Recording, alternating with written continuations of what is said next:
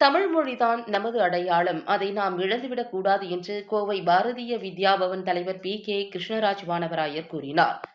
பாரதிய வித்யா பவன் கோவை மையத்தின் சார்பில் விருது வழங்கும் விழா ஆர்எஸ்புரத்தில் உள்ள பவன் வளாகத்தில் பிப்ரவரி 1ஆம் தேதி நடைபெற்றது. விழாவிற்கு கிருஷ்ணராஜ் வானவராயர் தலைமை வகித்தார். விழாவில் ஓய்வு பெற்ற தமிழ் பேராசிரியர் புலவர் அமுதனுக்கு தமிழ் மாமணி விருது வழங்கப்பட்டது. கவிஞர் மரபின் மைந்தன் முத்தையாவுக்கு தமிழ் பணி செம்மல் விருது வழங்கப்பட்டது.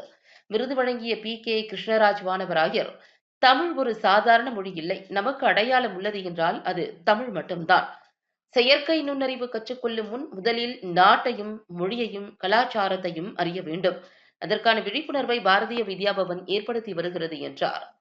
விழாவில் அமைப்பின் செயலர் அழகர்சாமி, பொருளாளர் ரவீந்திரன், இணை செயலர் சத்யநாராயணன், பேராசிரியர் ஐ.